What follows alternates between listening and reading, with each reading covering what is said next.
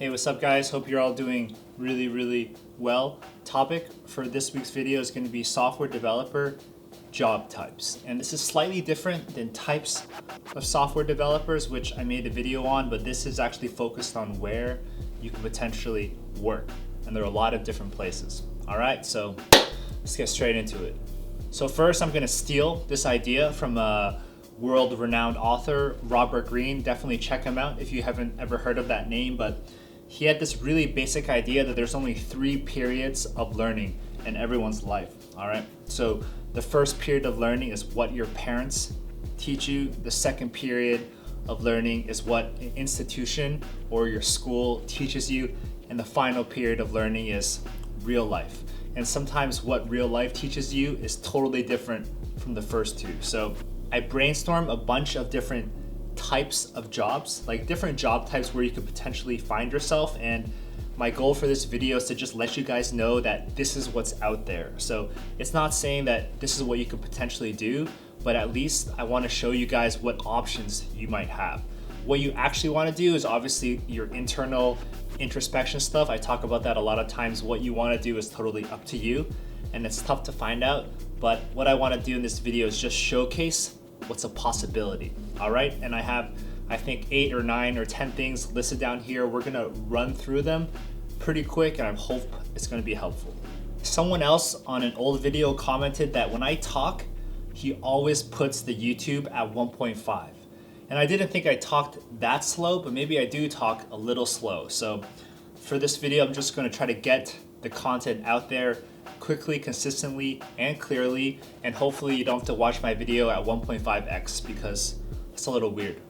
Before we get into the software developer stuff, one clarification that I just want to get out there is the difference between IT and software development. And this is pretty confusing. It was highly confusing for me for a while, so I just want to talk about that difference up front real quick, and then we'll get into the job types.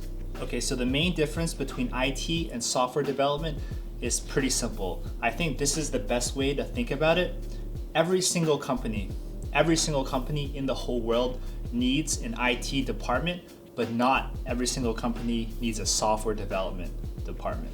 In our kind of modern age or the modern world, every single company needs a computer. And if you need a computer, which is almost every single entity, then you're probably gonna need an IT department. So high schools, nursing homes, manufacturing plants, like a construction company, even any company that is not a technical company, they still need IT. They still need computers. They still have information to track. So when you hear IT, think in the context of infrastructure and like raw operation, just so this company can use computers. So what do? They set up computers for everyone, like the hardware, the physical computer for everyone. They set up the internal networks. They set up people's profiles and logins. They set up like how software is deployed onto different computers. They set up how data is organized. Like even a nursing home needs some kind of data, right? Now, don't get me wrong, IT and whole IT department, they still write a ton of software, but you always have to think about it in a slightly different context, right? The software they're writing and the work the IT department is really doing is setting up the core infrastructure of the company and how all the data is organized and how people just use computers. So with that thing in mind, I hope it's clear that every single company, whether it's a high school or just like a simple like nursing home or a small mom and pop pizza shop, every single company, if they want to use a computer, they need a little bit of IT. Hope that's clear. Now the major difference between the IT department we just talked about and a software development department is the context again. So if you have a software development department or team, they're actually using software for the actual product or service for the company, right? It's in the application context. What they're building, the software they're writing and the code they're all pumping out, it's all for something. It's all for a product. It's not just for the infrastructure. For example, Google, ton of software development teams. Each different team is working on core applications and products of Google. There's a software team for Google Drive, Google Cloud, like Google Plus, all those different things, but they still have an IT team which manages all the information technology in the company. Whereas if you take a nursing home doesn't really have a software development team, but they definitely have an IT department. All right, so that's the major difference. IT and software development, it's all a matter of context. All right. Okay, so I hope the difference between IT and software development is very clear now. For the rest of the video, we're gonna put on our software developer hat. All right, so everything I'm gonna present for the rest of the video is always in the context of software development, not IT. All right, so I have a list here of all the possible job types. Not all of them, just like the top ones that I could think of. Obviously, there's so many. I'm not gonna cover them all in this video, but these are kind of my top types, my top categories for software development jobs. First one, you already know this one. We talk about it a lot. I'm gonna put it out there first because it's simplest, but it's startups, all right? And I think there's only 3 categories of startups that you could potentially do, all right? The first category is you start your own startup. You just make it yourself. The second category is you join a startup with less than 10 people. The final category is you join a growing startup, usually with 50 or more people, and they're growing. There's only those 3 types. Starting your own, obviously that's pretty cool. We're not gonna get into the nitty-gritty details of all these different 3 types. If you start something yourself, obviously you get paid the least amount of money, but you have the highest stake in the company, all right?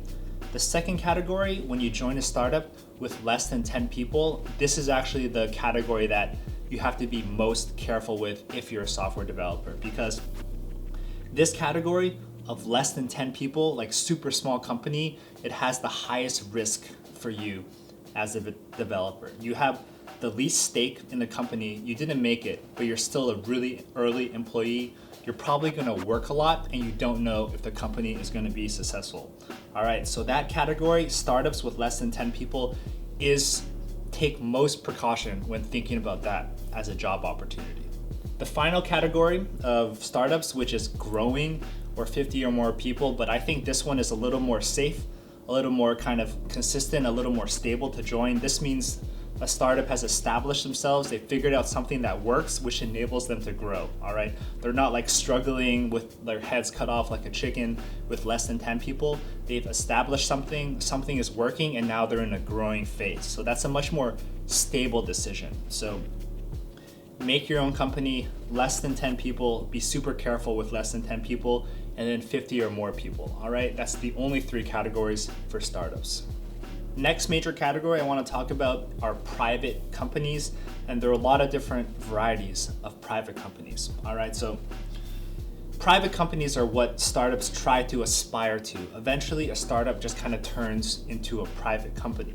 Like if you consider Uber or Snapchat, like I don't consider Uber as a startup anymore, right? They're way past that. Uber is just like a private company operating around the world, and they're past the startup thing. So I think the range for this is probably in the hundreds and up, maybe hundreds to the thousands. But if you're a private company, you've already been established, you're out of the startup phase, and now you just are either going about your day. And there's a lot of different flavors of private companies. If you guys heard the recent news, Snapchat filed for an IPO. They used to be a startup, they grew out of it, and now they've been operating as like a private company for a while. And they recently made the decision that they want to go public. So the reason to go public could be different for any kind of company. It could be the founders want to get rich, maybe it's a financial reason, maybe they need to go public to raise more money, but a private company could choose to go public, or they could just stay private. Like there are a lot of companies out there that just enjoy being a private company. Like if you guys heard of a company called Patagonia, it's a really successful clothing, like mountain clothing company in the States, but they've stayed private for so many years and they're successful and they have no intention of going public. So when you're a private company, you can be a private company trying to get even bigger and become Google, or it can just be this self-sufficient private company doing your own thing. From the perspective of the software developer, so if you're gonna consider joining a private company, one thing that's a plus is that it's definitely more stable. Obviously, it's not a startup, they've grown to a certain size and they know what their business is. So it's definitely a little stable. You're gonna be paid a decent amount of money, and you can probably pick something that really like matches you, fits you like culturally. So you have a little bit of choice here and stability, which is nice for a private company. All right, so let's keep moving. Next category I want to talk about, this is obviously one of the more sexy places to work, but I'm calling this like big tech companies. Google, Amazon, Facebook, all the companies that we all know about, huge tech companies, they're public companies, and they have a crazy international presence. So there's definitely a lot of upside to work on these big tech companies like this. I think they call them the big four or the big five, but you're working on like cutting edge stuff. You're surrounded by super smart people. Everything you touch is going to be like the best way to do something. Everything is very stable, and it's just a good place to work. You'll make a lot of money. You'll like get bonuses. You'll get all these cool perks. Like at Facebook, they have a cart that they push around with pastries on it. My friend showed me a picture of like the Facebook pastry cart. It's absurd. It's crazy. They literally push a cart around with pie and stuff on it. You can just take it and eat it if you want pie.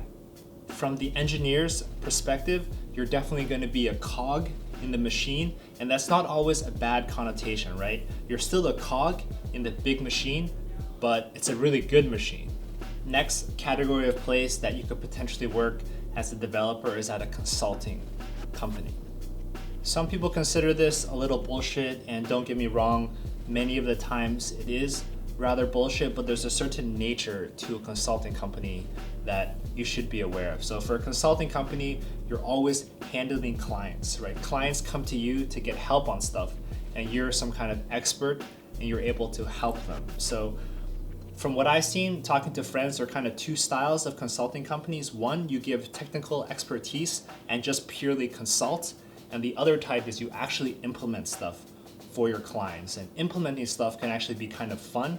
Like you'll get this big client asking you to do some like crazy project. You'll actually code, implement, interact with the client to build something. And then eventually in a year or something, you ship whatever you built for the client and you go on and work for the next project. So consulting is pretty cool. One awesome part about consulting is they like comp you and they pay for everything when you travel. So when I meet my friends that are in consulting, they always pay for my lunch, which is awesome. The next category I have on this list is actually very, very similar to consulting, but not quite the same, all right? And this is working at an agency. So for an agency, it's always execution focused. You're not really consulting. You're not like, yes, you should do this. If you're working at an agency, expect to always be executing something, and clients come to you to work on a very specific project. One example of this is that think about websites or mobile apps, all right? There could be some agency. Let's pick an example agency called Huge, but they specialize in building websites and mobile apps for their clients. All right, so their clients could be Coca-Cola. Coca-Cola wants a new website for their blog. They don't want to do this themselves, so they're going to hire a bunch of agencies to do it for them. And actually big companies like Coca-Cola, Walmart, they actually utilize a lot of industries to get a lot of options. So my friend actually was working at an agency and they were building one mobile app for Coca-Cola, but Coca-Cola actually hired like 20 agencies so they could get 20 variations of mobile apps and they could pick the best one that they liked, because they can do that because they're Coca-Cola. So if you're working at an agency, expect to do a lot of coding, a lot of implementation for a variety of clients. I have one friend that works at a pretty popular mobile agency. They specialize in developing mobile apps for clients, but like he made one for ESPN, mobile app for Coke, mobile app for like Walmart, all these like really big names, and you're working on some pretty cool projects that have like big players behind them, all right? But it's always execution real fast. He's like 3 months on this project, 3 months on a different project, 3 months on a different project. It's a very fast paced, a little bit stressful kind of environment. All right, this is getting a little long, but I have a couple last important points that I still want to get to that are important. All right, so the next category I have for any potential software developer is working for the government or government related work. There's two kind of potential possibilities for working for the government, all right? You could work directly for the government, which is like you could directly work for the FBI or the NSA, or you could work for other companies that just get government contracts. So those are like Raytheon, Lockheed Martin, Boeing. Working on the government is probably really crazy. If you work for the NSA, I bet you can't even talk about what you're working on. I remember going to a job fair when I was 17, and there was a booth. There was like FBI, USA FBI was recruiting developers, and to apply to that position, they asked you for a 10-year background check, and I was only 18 at the time. So I would have to fill out what I did when I was 8 years old. It was pretty crazy, but you could work for the government, probably doing security things, maybe developing the infrastructure internal to the government, lots of stuff. You can imagine everything the NSA does. You could potentially work on that stuff. There's also a lot of companies that have contracts with the government, all right? So the US government is kind of like, I want a jet, I want a radar, I want a missile, I want 2 missiles. They're actually gonna go to different companies like Boeing and Raytheon and contract them to build those crazy technologies. So if you work at a company like Raytheon, you might be working on this huge government contract to build the next generation fighter jet, all right? So this is actually quite a huge engineering breakdown. Not many people are aware of this because it's not in the news, but there's tons of engineering resources going into these government related projects, all right? So that's another category of things you could potentially work on. Last thing I want to say about government related work, you're definitely working on the cutting edge of technical stuff, but it doesn't move all that fast, and there's not too many young people in that field, all right? I think I spoke to one person who works in kind of a government contracting type of position. It's definitely much slower of a pace. I mean, he's still working on software for a missile, which is crazy, but it's much slower. You know, they like take their time, 8-9 hour days. It's very chill. So if that's kind of the atmosphere of that style of work, and you can choose if that fits you or not. Okay, the next job type that I want to bring up that's also a very, very big category in the software development world is the academic / R&D type of jobs. And if you're working in this kind of style, there's kind of 2 places you could potentially work. You could work, if you're highly academic, you could work at a university working on insane projects that are pushing the boundaries of like physics, or you could work on R&D departments inside a big company. So all big companies, if really big companies, they all have R&D departments. Like Google has Google X and probably tons of other research things. Apple probably has their own research things. The main context of working in this kind of academic or research type of environment is that you're not working on specific stuff that's going to sell right away. You're working on the future stuff. You're working on things that could exist or hypothetically exist. So it's a really different feel of your work. You're not working on insane deadlines. You're just kind of working on what ifs. Oh, that's cool. Let's work on that. So if you're into that, if you like working on like the next generation stuff and you don't know if it's actually going to be used or not, it's just working on like cool gadgets and toys, R&D might be a good fit for you. All right. And there's a lot of places to work for R&D. It's either universities or in like R&D departments at private companies.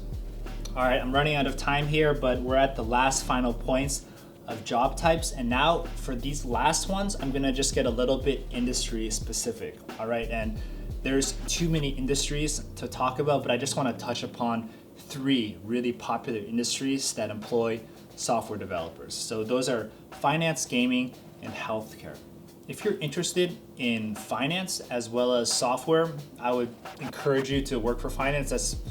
That's obviously, right? You should work for finance if you're interested in finance. But for any software developer that's not particularly interested in the finance realm, if you decide to go work at a financial company, the one thing that you always have to remember is by default, usually financial companies don't value software developers like a tech company values software developers. The important people at these finance companies are the people that make money, usually traders or other people that are like managing a lot of assets, but the software developers are usually a complementary role at these finance companies. They put a lot more value in the people that make the money, and a software developer is not going to really make the raw cash for these finance companies. So you can still work for them as long as you remember that little point. Gaming is also a huge industry. There's like small boutique gaming shops if you want to make your own games. There's also huge gaming companies like Blizzard making World of Warcraft or Electronic Arts, but gaming, obviously, that's a huge industry and they employ a ton of software developers. If you work at one of the bigger gaming companies like Blizzard or EA, you're probably just gonna be working on a very, very, very little part of the game. You might be working on like the right arm of the main character. So it's very different from working on a small boutique gaming shop. But in the end, if you're really into gaming, and I know a lot of people out there are hardcore into gaming, if you have gaming and you like software, working in the gaming industry might be for you. All right, so that's another industry that has so many developers in it. The last one I want to touch upon is just healthcare, and healthcare is a really big industry and it's a little behind in software. I only put it on my list because there's actually a lot of like kind of buzz and it's trending that a lot of tech is trying to get injected into healthcare. There's a lot of startups that are trying to do healthcare related things, but this is a crazy industry. Like all the hospitals, all the pharmaceutical companies around the world, they do need some kind of software help, right? And software can probably help, create, technology could create like the next heart or something. So healthcare is also a crazy industry. There's so many industries. Like most of this video, what we talked about is like industry agnostic, right? They're just kind of different flavors. But if you break down different industries, they all could potentially use software developers. So education, weddings, whatever, real estate, shoes, clothing, clubbing, partying, traveling, infinity types of industries, and they could all potentially use developers. The one point to consider for this last part is that if you're really passionate about something else that's not development, this could be a good mix for you, right? Because software development is so flexible, you can apply it to many different industries. If you have something else that you really love, it could be a good match potentially. So what if you really like shoes? Like you're a shoe person, you love shoes, you have 10,000 shoes. I'm positive there's a shoe company out there that could use some help from a software developer. You just have to figure out how to marry the two. So if you're into something else that's not pure software, if you're a developer who's learning it for the first time but you really love shoes, you could just kind of check out what kind of shoe companies are out there and how could they use a software developer. So I encourage everyone to check out all these different types of industries because there's infinity type of industries for anything you can possibly imagine. All right, guys, that's it for the video. Very long video, but hopefully it was helpful. I just wanted to give a little taste of what's potentially out there. All right, so I know many of you are still kind of in like the second phase of your life where there's maybe an institution giving you knowledge or your parents are giving you knowledge, but once you get kind of, I guess, to the real world or the final phase of learning, there's just kind of option overload. There's like too many options coming into you and you just have to be aware that you have to choose what's gonna fit you the best. All right, so hopefully this video was helpful. It gave you a little taste of what's possible or what you can look out for, but it's still up to you to make the final decision. All right, so please give me a like, please give me a comment, please thumb up or like the video, like it again, and subscribe to the channel. All right, take care and I'll see you next week.